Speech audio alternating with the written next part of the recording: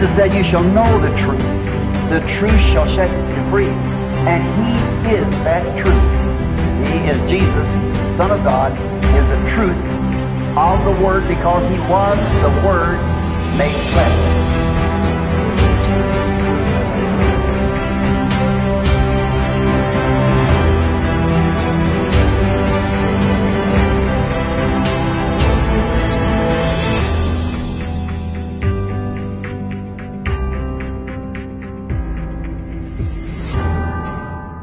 Shalom, meu irmão, minha irmã, graças a Deus estamos mais uma vez aqui, desta feita, uma ocasião muito especial, com a presença do nosso irmão Neville Maia, de Curitiba, e estamos aqui nesse programa, A Verdade Te Libertará, com esse objetivo de esclarecer pontos, de trazer a você uma mensagem que possa abrir o seu entendimento para a verdade desses dias atuais. Eu gostaria de abrir esse programa fazendo uma leitura bíblica, até antes do hino que vai ser colocado para você, em Gênesis 1:26, onde por este versículo se fazem muitas questões, muitos questionamentos, né, e muitos alegam que Deus é 3 pessoas, porque baseado nesta leitura que iremos fazer.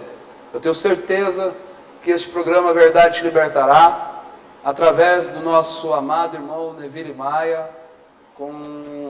tendo certeza que Deus estará usando ele, vai esclarecer mais esse ponto para você, para que você reconheça essa grandiosidade deste único Deus. Em Gênesis 1:26 está escrito: e disse Deus, façamos o homem à nossa imagem, conforme a nossa semelhança. Domine ele sobre os peixes do mar, sobre as aves do céu, sobre os animais domésticos, e sobre toda a terra, e sobre todo réptil que se arrasta sobre a terra. Novamente, eu falo, façamos o homem à nossa imagem. Seria então Deus 3 pessoas, porque Ele falou façamos? Que Deus possa te abençoar com este hino que será tocado, e essa segunda parte já estará aqui o irmão Neville Maia, falando a vocês, aos vossos corações, trazendo esse esclarecimento, que tanto às vezes causa divisões, dúvidas nos corações dos filhos de Deus. Que Ele possa abençoar você, e que você também possa ser ricamente abençoado com este hino que será tocado. Deus te abençoe. Até lá.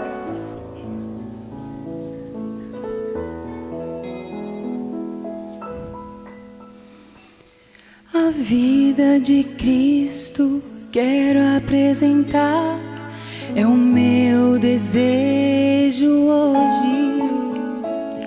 Em Sua imagem eu quero estar, sem culpa naquele dia.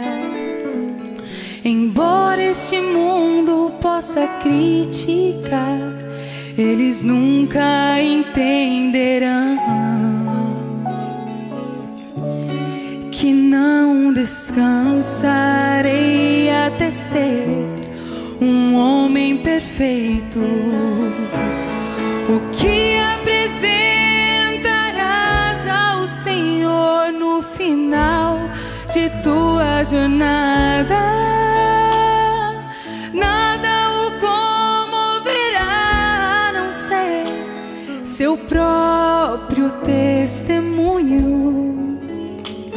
O que apresentarás ao Senhor, eu espero que estejas clamando.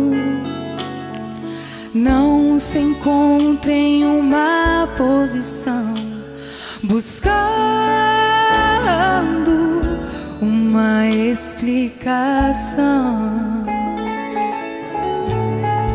Embora o mundo ofereça prazeres aqui e uma vida de luxo e vaidade, mas tudo isso passará, pois o homem como o vento é.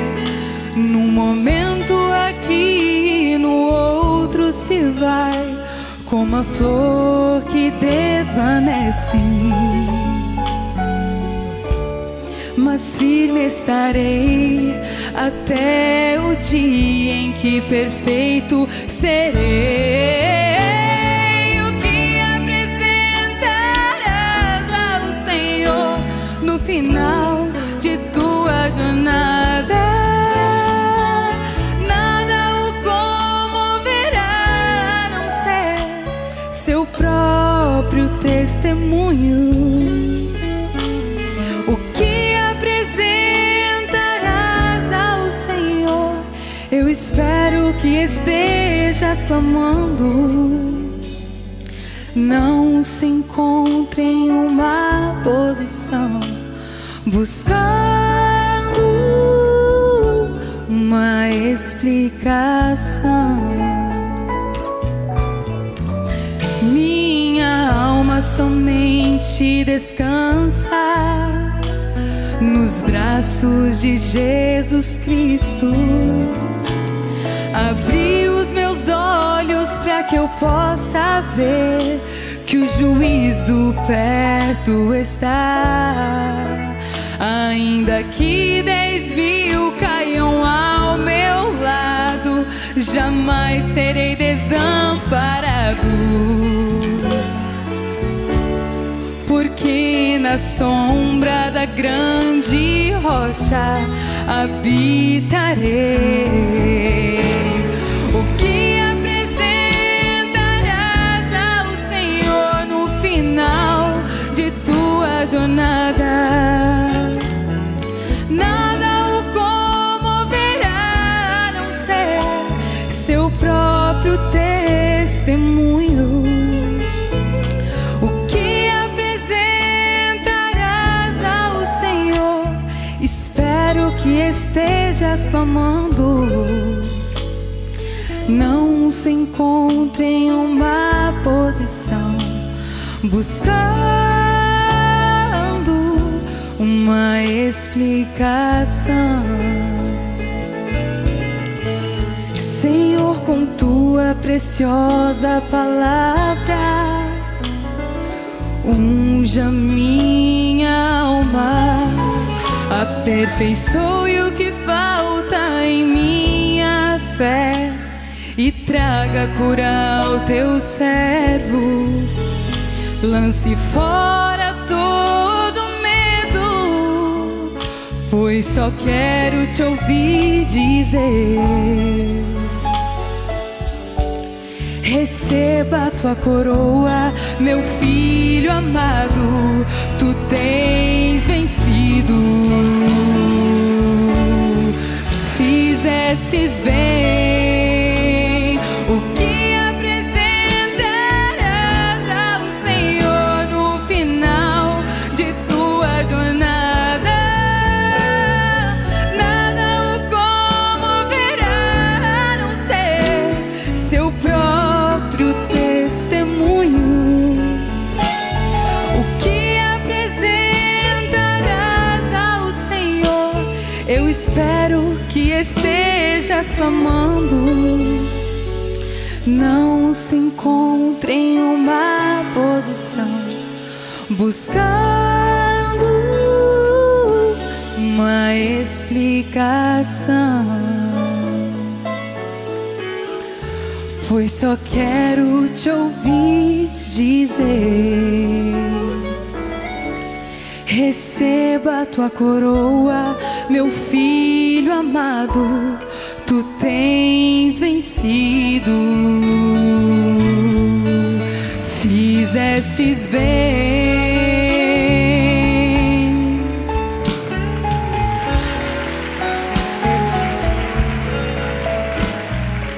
Olá, irmãos, que a paz de Deus esteja com cada um de vocês. É um prazer enorme estar aqui com o pastor Marcelo, participando deste programa. Conhecereis a verdade e a verdade vos libertará. E estou muito contente de poder falar com vocês, os ouvintes deste programa. E também considero esta pergunta uma pergunta legítima, uma pergunta muito importante e que requer realmente uma resposta muito esclarecedora. E nós vamos tentar, através das Escrituras, trazer um pouco de luz nesse grande assunto. Realmente é verdade que a Bíblia diz, mostra claramente para nós que há uma pluralidade de pessoas ali, porque está havendo uma conversa, não é? E isso, amados, claro que é necessário a revelação divina para que nos dê esse entendimento perfeito a respeito desse assunto, mas nós cremos que nós estamos vivendo nos dias onde toda a palavra de Deus seria revelada, nem o mistério ficaria para trás. Nós estamos vivendo nos dias onde todo o mistério de Deus era para ser revelado. Se vocês notarem em João capítulo 17, o livro de João capítulo 17, o próprio Jesus, quando faz a sua oração, ele diz, ele corrobora, ele confirma o que a Bíblia está dizendo em Gênesis capítulo 1. Ele disse na sua oração: e agora glorifica-me tu, ó Pai, junto de ti mesmo, com aquela glória que tinha contigo antes que o mundo existisse. Ora, então é óbvio, é claro que o que estava acontecendo lá antes da criação do mundo, ou quando Deus estava criando o homem, presta bem atenção, viu, ouvinte, amado, amado irmão, amada irmã que está nos acompanhando.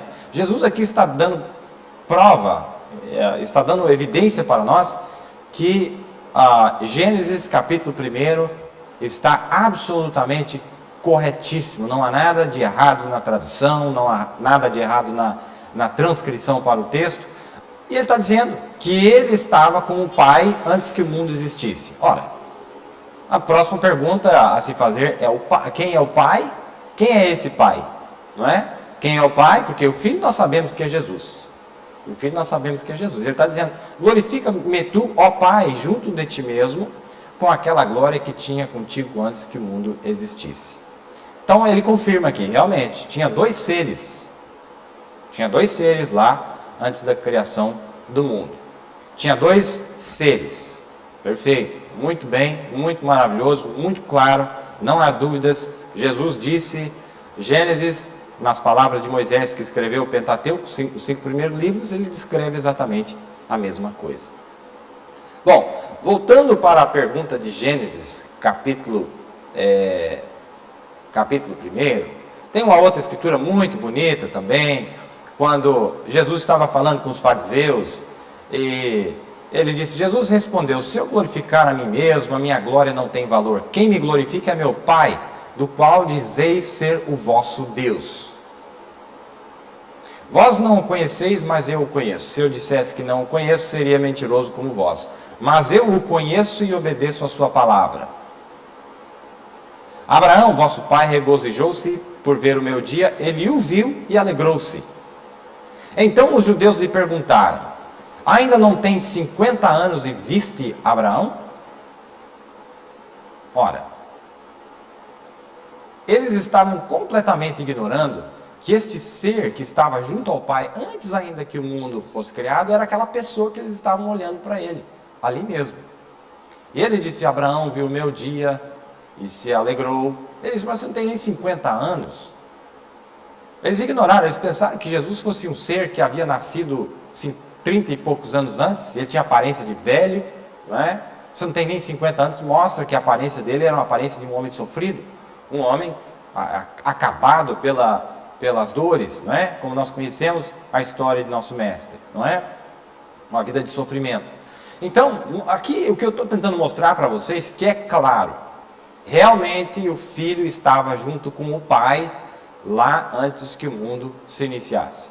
Agora, a grande pergunta, amado, a grande pergunta é o seguinte: como a Bíblia dá essas descrições para nós, Pai, Filho e Espírito Santo também, a grande pergunta é, a Bíblia está usando a sua própria terminologia para dar essa definição para nós, ou ela está dando a terminologia humana? A terminologia humana. Assim como a Bíblia é cheia de símbolos para denotar o que ela está dizendo, os símbolos, então nós temos que identificar se esse filho é um filho da maneira literal como nós conhecemos, um pai da maneira literal como nós conhecemos, ou a Bíblia está usando esses termos para mostrar uma grande verdade para nós a respeito desta pessoa. Tá certo? Voltando para Gênesis capítulo 1, eu quero que você pense a respeito disso, amado ouvinte. Em Gênesis capítulo 1, você vai notar que em 1 Gênesis, versículo 26, aqui está dizendo assim: e disse Deus, façamos o homem à nossa imagem. Opa! Não disse façamos o homem às nossas imagens, duas imagens. É uma imagem que reflete os dois. Jesus disse assim: quem vê a mim, vê o Pai.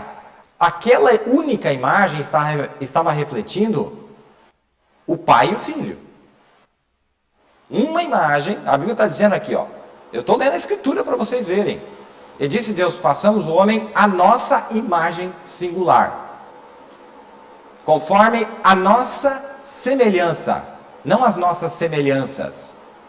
Uma imagem e uma semelhança. Contudo, nós estamos vendo dois seres ali. Dois seres. Mas como, irmão? Será que é possível dois seres viverem dentro de um corpo humano? Será que é possível dois ofícios viverem dentro de um ser humano? Será que é possível dois ofícios viverem dentro de um corpo humano? Jesus diz: quem vê a mim, essa imagem, essa pessoa que você está olhando, quem vê a mim, vê o Pai. Quer dizer, o Pai está dentro de mim já. O Pai está dentro de mim. Mas como que pode habitar duas pessoas dentro de um corpo humano só? Será que são duas pessoas, irmão? Ou será que são dois atributos de uma pessoa só? Ora, é muito simples, amado. Porque a Bíblia está dizendo para nós que Deus criou o homem igual ele é. Se Deus criou o homem igual ele é, e você diz para mim que ele é duas ou três pessoas, então ele teve que criar você em três ou dois. Tem que ter outro de você em algum lugar, se é da maneira que você está pensando. Então, o que a Bíblia está mostrando para nós é que o homem tem atributos dentro de si. Atributos, plural. E Deus tem atributos dentro de si. Você está entendendo onde é que nós estamos chegando? Atributos, ofícios, dentro de uma só pessoa. Uma pessoa tem essa capacidade de ter vários atributos dentro de sua pessoa. Já vamos mostrar para vocês entenderem. Mas lembre-se disso. Deus criou o homem igual ele é. Se ele é duas pessoas, o homem tem que ser duas pessoas também. A Bíblia que está dizendo para mim. Não foi eu que disse. A Bíblia que está dizendo. Se Deus é duas pessoas e ele fez o homem igual a ele, então o homem tem que ser duas pessoas. Se Deus é três pessoas e ele fez o homem igual a ele, então o homem tem que ser três pessoas também. Ora, nós vamos começar a entender algo muito maior, que o ser humano é um ser trino. E Deus também é um ser trino. Não três pessoas distintas. Não três pessoas distintas, mas três atributos distintos para formar uma pessoa. O ser humano tem uma alma, o ser humano tem um espírito e o ser humano tem um corpo. Deus tem uma alma, Deus tem um espírito e Deus tem um corpo físico. No Velho Testamento, querido amigo, os únicos atributos que foram manifestados de Deus foram atributos de alma dele e espírito dele. Esses dois atributos apareceram, o que nós poderíamos chamar de fantasma, um espírito, a tradução original no grego é fantasma. O fantasma daquele homem, aquele fantasma um dia se encarnou numa pele humana chamada Jesus. Mas antes que se encarnasse, aquele fantasma apareceu. E esse fantasma tem dois atributos. Um fantasma com dois atributos. Um ser com dois atributos. Quais são esses dois atributos que Deus tem? Tem que haver uma harmonia entre esses dois atributos, mesmo no ser humano. Tem que haver uma harmonia entre a alma do ser humano e o espírito do ser humano. Agora, quando a Bíblia mostra isso para nós, vocês vão perceber que em Gênesis capítulo 1, no verso 26, ali foi apenas a criação do homem espírito. E esse homem espírito, todo espírito tem que ter uma alma. Então o que Deus fez realmente em Gênesis capítulo 1 foi a alma do homem e o espírito do homem. O fantasma do homem. Mas esse fantasma tem que habitar. Eu estou usando termos para o mais leigo poder entender. Mas essa alma, esse espírito, esse fantasma, tem que entrar dentro de um corpo. É por isso que em Gênesis 2, capítulo 2, verso 7, capítulo 2, verso 7, mas a Bíblia, Gênesis 1 diz que Deus já fez o homem, criou o homem à sua imagem e semelhança, e agora fala, e formou o Senhor, Deus o homem do pó da terra. Certo? Então, quando ele forma o homem do pó da terra, é o corpo material, físico, no qual aquele espírito é assoprado para dentro daquele corpo humano, e é por isso que a Bíblia diz, e soprou em suas narinas o fôlego de vida. O fôlego de vida. Ponto e vírgula. E o homem foi feito alma vivente. Esses dois atributos do homem, nós temos o corpo físico, que é o pó, que veio do pó da terra, e depois tem mais o fôlego de vida e a alma vivente. São dois atributos que Deus colocou dentro do homem. Mas esses dois atributos, mais o corpo humano, são 3 pessoas? Não, são 3 atributos do jeito que Deus é.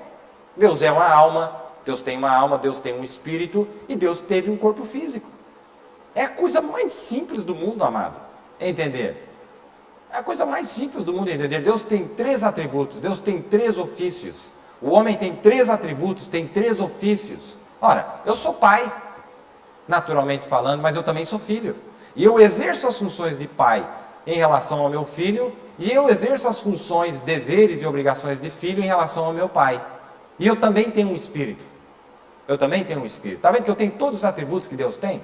Agora, a Bíblia está chamando ele de pai, chamando ele de filho, chamando ele de espírito, para denotar estes grandes atributos que Deus tem.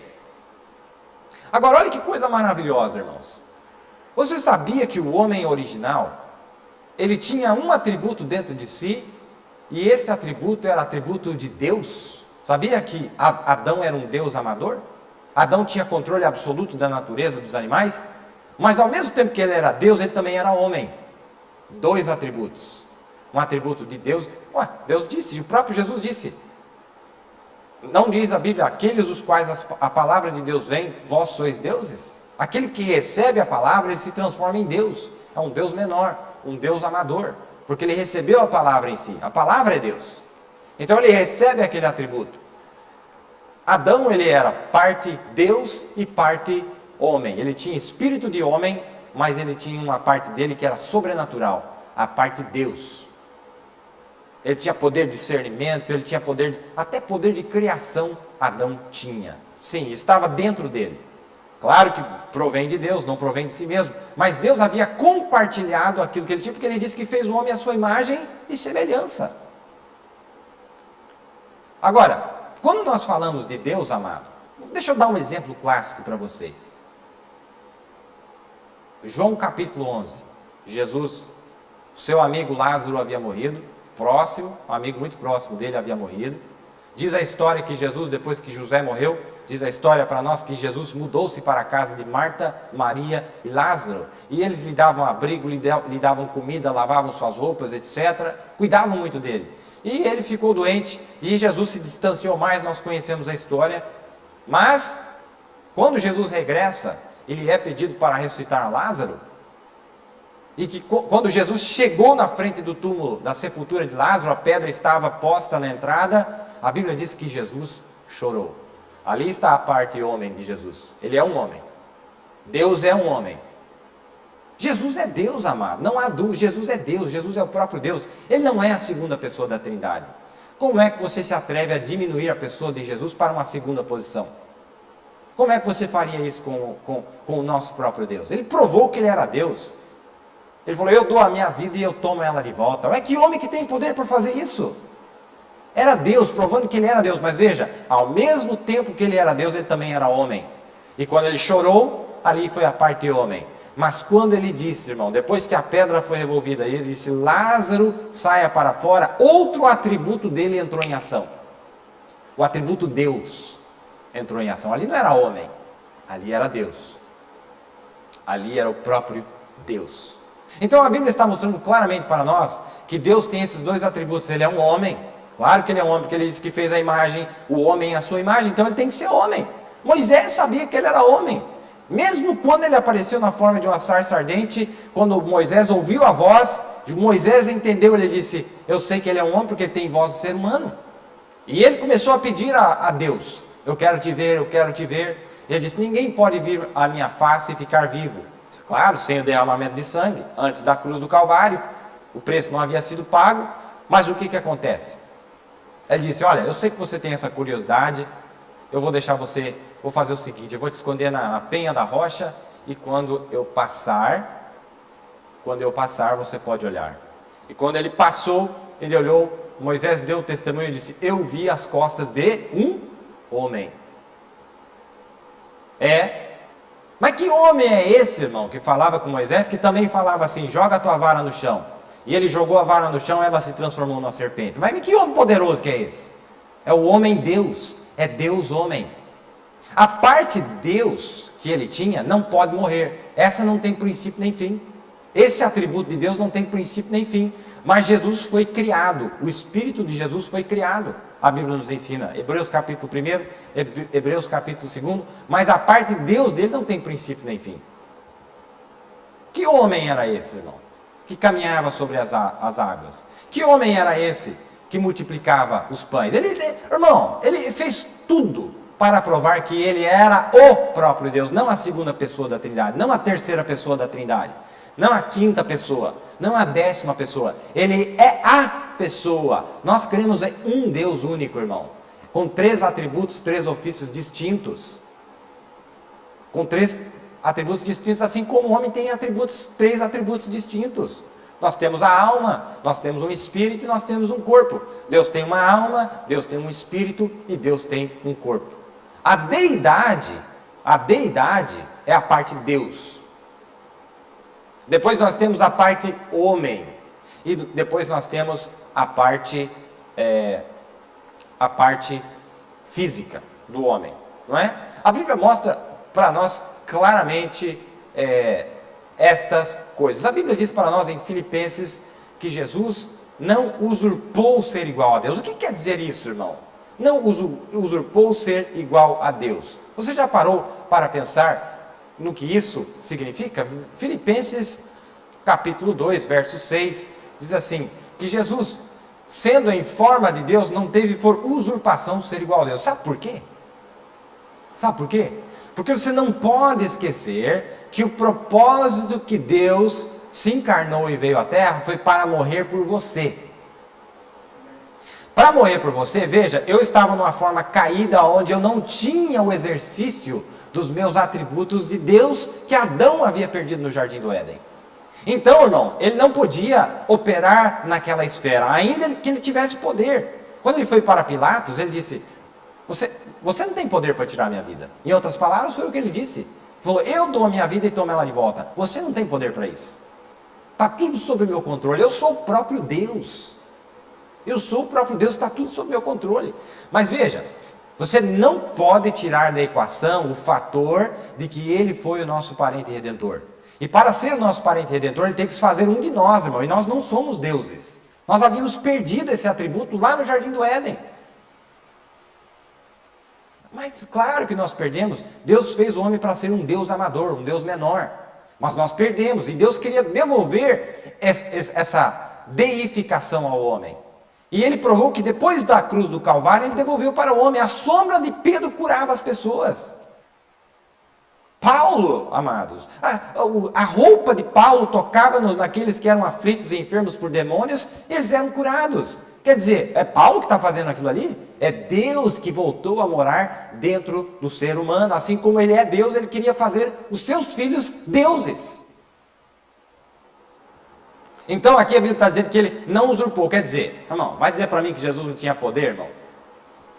Para torrar Pilatos, queimar tudo, destruir. Claro que ele tinha, mas aí ele ia estragar o plano da salvação àqueles que haviam perdido o atributo de Deus. Então ele não podia. Por que Jesus orava, irmão? Para ele mesmo? Você acha que Jesus precisava de oração? Da onde que Jesus precisava de oração? Nunca. Mas ele precisava fazer uma oração intercessória por aqueles aquelas ovelhas perdidas, eu e você. Ele volta lá no livro de Levítico e leia sobre as leis do parente redentor. As leis do parente redentor, irmão, é que o parente próximo podia resgatar o parente que havia perdido a possessão, a deificação, a parte de Deus. Então, mas só podia fazer isso quem tivesse a parte de Deus. E que também fosse parte homem, para ser parente, para ser parente, para ser relacionado. As leis do parente redentor exigiam que tinha que ser parente. Ora, para ser parente tinha que ser ser humano, porque nós somos seres humanos. Pois é, qual era a parte que nós não tínhamos? A parte de Deus, porque nós perdemos. Mas ele era o rico. O homem rico que tinha a parte que faltava para nós. Ele falou, eu pago o preço, eu tenho dinheiro, eu tenho essa parte de Deus, eu sou o próprio Deus. E eu quero devolver para eles. Então, irmão, não se esqueça que o programa de Jesus Cristo aqui na Terra é onde muitos amigos denominacionais falham em entender que a razão de tudo que Jesus fazia, irmão, não era por ele mesmo, era por você. Por que Jesus orava? Por que Jesus foi batizado, irmão? João Batista se confundiu, para quê? Mas para quê, Senhor? João Batista sabia que ele era Deus. Falou, para que ser batizado? Eu que preciso ser batizado por ti. Convém-nos cumprir toda a justiça. Jesus cumpriu a justiça que você deveria cumprir e não deu conta. Então ele tinha que fazer esse papel. Sabe quem que deveria orar, irmão? Você. Mas a sua oração não ia funcionar, sabe por quê? Porque você nasceu em pecado. A Bíblia diz que você nasceu em pecado, foi gerado em iniquidade. Então ele tomou sobre si as nossas iniquidades, tomou sobre si os nossos pecados, e ele teve que cumprir todo o papel de um verdadeiro pecador. Por que Jesus morreu na cruz do Calvário? Porque morreu como pecador, morreu como malfeitor, tomando o seu lugar.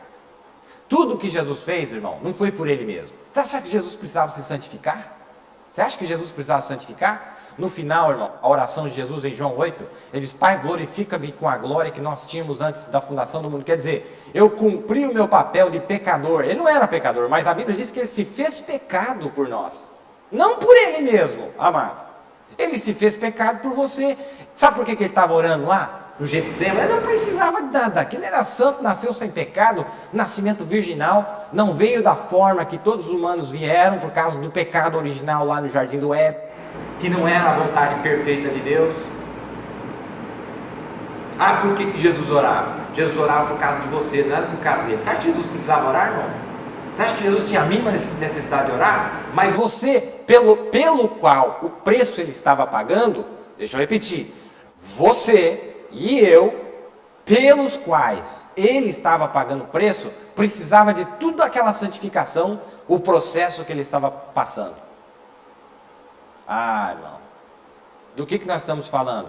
Deus, ele tem, olha, antes dele se fazer carne, ele manifestou esses dois atributos do Velho Testamento. O último atributo dele foi manifestado quando ele se fez carne, aí ele estava completo. Ele paga o preço do pecado e ele enviou de volta o seu Espírito para habitar no coração do ser humano, porque o preço havia sido pago. Por que Jesus orava? Irmão, por ele que não era. Isso eu posso garantir para você que a oração que Jesus fazia não era por ele não. Ele estava fazendo o papel do Goel, essa é a palavra no hebraico, Goel, que é o papel do parente redentor. Tinha 3 requisitos lá no livro de Levítico, eu creio que 3 requisitos para o parente redentor. O primeiro, ele tinha que ser parente. O segundo, ele tinha que estar disposto. E o terceiro, ele tinha que ser rico, tinha que ter dinheiro para pagar. Tinha que ter dinheiro para pagar. Irmãos, Moisés era parente. Ele estava disposto, mas ele não tinha a santidade necessária, ele não tinha a pureza necessária, porque ele também veio do lado de cá do abismo, ele nasceu na via sexual. Por isso que Jesus teve que nascer na via virginal, para vir fora daquela geração que Davi falou, a geração, aquele que é gerado em pecado, formado em iniquidade, gerado em pecado, etc, etc. É isso que a Bíblia está dizendo para nós. Então, irmão, o que estava havendo lá? Esses 2 atributos de Deus estavam agora criando o homem segundo a imagem única. Não havia 2 imagens. A imagem única, peraí. Paulo disse que Jesus Cristo é a imagem expressa de Deus. A imagem expressa de Deus. Uma imagem. Mas o que tem dentro dessa imagem? Tem 2 atributos, Pai e Filho. Como ser humano, Jesus sofreu as mesmas tentações que nós, como ser humano. E ele conversava com o outro atributo que ele tinha dentro de si próprio. Ele dizia assim: irmão, você acha que quando Jesus orava, Pai, Pai, Pai, você acha que ele estava orando para um pai que está a milhões de quilômetros de distância? Ele estava falando com um ser que já estava dentro dele. Ele disse: eu faço o que o Pai me mostra, que está dentro de mim. Espero que seja simples o suficiente para você captar aquilo que nós estamos querendo dizer. Tá certo? Paulo disse que Jesus foi a imagem expressa de Deus. A imagem expressa de Deus, disse Paulo. Eu creio que está, eu poderia achar a escritura aqui para vocês. Hebreus capítulo 1 diz assim, ó, havendo Deus antigamente falado muitas vezes e de muitas maneiras aos pais, pelos profetas, falou-nos nesses últimos dias pelo Filho, ou no Filho, é o original, no Filho, a quem constituiu o herdeiro de tudo, por quem fez também o mundo, o qual, sendo o resplendor de sua glória e a expressa imagem da sua pessoa. O que é mais claro que isso, amado? O qual, sendo o resplendor da sua glória e a expressa imagem da sua pessoa, e sustentando todas as coisas pela palavra do seu poder, havendo feito por si mesmo a purificação dos nossos pecados, assentou-se à destra da majestade nas alturas. Muita gente diz assim, a Bíblia diz que ele está à direita de Deus. Você acha que, irmão, a mão direita de Deus é literal? A Bíblia diz para nós, no livro de Pedro, na carta de Pedro, que a mão direita de Deus significa o poder de Deus, é a autoridade de Deus, a manifestação do poder de Deus. Quando eu digo assim, o fulano é o meu braço direito. Espera aí, o fulano é meu braço direito. Você entendeu o que a pessoa quis dizer. É ela quem exerce toda a autoridade que eu tenho na minha firma, na minha empresa, mas não é literal o braço, a destra de Deus. A Bíblia está usando uma terminologia própria para dizer que Jesus foi posto à destra de Deus. Em outras palavras, todo o poder, Jesus disse, todo o poder no céu e na terra foi me dado, depois da ressurreição. Sabe o que é interessante notar? A Bíblia diz que Jesus é o príncipe da paz. Irmão, Jesus teve que provar para o mundo, para Pilatos, ele passou pelo crivo dos sacerdotes, passou pelo crivo de todo mundo, para provar que ele era Deus. Príncipe, irmão. A Bíblia diz que ele seria o príncipe da paz. No livro de Isaías, capítulo 9. Príncipe da paz, pai da eternidade. Príncipe da paz, pai da eternidade. Está falando da mesma pessoa. Mas vamos falar do príncipe. Mas por que príncipe, irmão? Príncipe é porque o príncipe ele tem que provar que ele é digno do reinado antes dele se tornar rei. Ora, ele já era rei antes de chegar na terra. Mas quando ele chegou na terra, ninguém sabia. Eu não sabia, você não sabia. Então ele tinha que ser príncipe aqui para provar. Eu vou mostrar para vocês que eu sou o rei. Eu sou o pai. Entendeu? Então, o pai tomou a forma de filho. O rei tomou a forma de príncipe. Para provar aqui na terra de que ele realmente era o rei. Quando ele venceu todas as coisas, ele provou que ele era o pai. Quem é que tinha todo o poder? O pai tem todo o poder. Mas, irmão, quando ele venceu todas as provas, ele falou, todo o poder me é dado. Em outras palavras, foi devolvido para mim. Quer dizer, eu posso desfrutar de todo o poder que eu tinha antes, porque eu já paguei o preço de parente redentor. Já fiz o papel de pecador, já cuspiram na minha cara, já arrancaram a minha barba, já me feriram, já me colocaram uma coroa de espinhos, já furaram a minha mão. E eu provei que eu era rei, ali era um príncipe da paz. É por isso que o rei de Salém significa paz, que apareceu para Abraão, Melquisedeque, era ele na forma de rei. É o mesmo Cristo, irmão. Você sabia que era Cristo que estava com Moisés? Paulo disse no livro de Hebreus que Moisés abandonou as glórias do Egito pelo vitupério de Cristo. Mas eu pensei que Cristo tinha nascido lá muito tempo depois. Não. Olha, Abraão viu meu dia e regozijou. A glória que ele já tinha lá antes da fundação do mundo. Então quer dizer que pai, filho, o pai e o filho é exatamente a mesmíssima pessoa. São atributos distintos da mesmíssima pessoa. Aquele que é Deus também é este homem Jesus que venceu por nós. É a mesma pessoa. Atributos diferentes. Você tem os mesmos atributos. Você pode ser, irmão, sabia que você pode ser Deus? Se você receber o novo nascimento, você receber a palavra, Deus devolve para você os atributos de Deus, assim como a igreja primitiva tinha, os atributos de Deus. Os atributos de Deus, mas você continua sendo um homem. Você sofre, você chora, você fica triste. Mas, ao mesmo tempo, o Espírito de Deus está em você e você tem autoridade sobre todas as circunstâncias. Muito mais poderia ser dito, mas, irmãos, o maior crime que fizeram com nosso Senhor Jesus foi querer lhe dar a segunda posição, ou a terceira posição. Ele é digno de toda a honra, de toda a glória, de todo louvor. Não há nenhum nome no qual todos são salvos, a não ser no nome de Jesus. O batismo, irmão, inclusive o batismo, é no nome de Jesus. Não existe salvação fora do nome de Jesus. Que Deus os abençoe, foi um prazer enorme. Espero que tenha sido de ajuda para vocês. E que Deus continue abençoando o coração de cada um de nossos ouvintes desse programa. Que Deus abençoe o pastor Marcelo. E que Deus abençoe você ricamente por ter ouvido essas palavras. Shalom. As nossas vinhas já estão em fina flor. As eras do inverno longo e frio acabou. Cantando as aves fazem ninhos. Os dias sem mais luz e a vida que se escondeu no chão agora volta no grão, reproduzindo o mesmo Jesus. Pois é primavera e agora crescem sob a terra vastos campos floridos, promessas de filhos redimidos. Celebrando ao sabor do vento que sopra o grande avivamento, alegrando-se sob o sol. É primavera e agora crescem sob a terra vastos campos floridos, promessas de filhos redimidos. Celebrando ao sabor do vento que sopra o grande avivamento, alegrando-se sob o sol, sob o sol.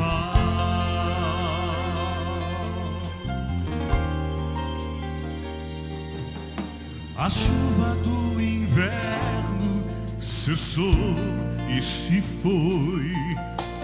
Aparecem flores, são vocês, o tempo de cantar chegou. A figueira já brotou e deu frutos, o Filho do Homem se manifestou. Na unção do Santo dos Santos, um óleo de alegria sobre nós derramou.